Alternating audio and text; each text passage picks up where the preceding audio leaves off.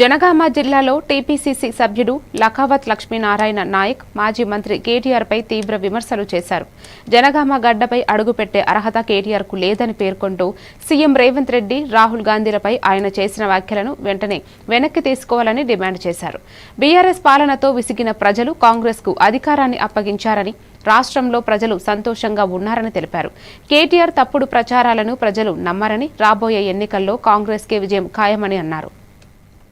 మండలి సాక్షిగా చెప్పిన మాటలు, వారు చెప్పిన మాటలకు కనీసం ఒక్కటంటే ఒక్క మాటకైనా మీరు సమాధానం ఇవ్వాలని వరకన్నా చెప్పిరా? దేశంలో అన్యాయం చేసింది, ఉద్యోగాల్లో అన్యాయం చేసింది, అలాగే ఉద్యమకారులకు అన్యాయం చేసింది. మేము దానికి బాధపడుతున్నాము. నేను ఆ రోజు ఆ పార్టీలోనే ఉన్నానని చెప్పేసి కవితమ్మ మండలి సాక్షిగా చెప్తున్నారు కదా.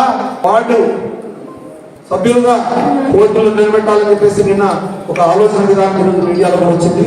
ఆ రకంగా మేము జనగామ మున్సిపాలిటీని, స్టేషన్ కంటే మున్సిపాలిటీని కూడా అత్యధిక మెజార్టీతోని గెలిపించి మన గుర్తుల పైన గెలిచే ఈ సీట్లని చెప్పేసి గౌరవ ముఖ్యమంత్రి రేవంత్ రెడ్డి గారికి, మా పిసిసి అధ్యక్షుల వారు మహేష్ కుమార్ గౌడ్ గారికి కూడా కానుకగా ఇవ్వబోతున్నా అని చెప్పేసి ఈ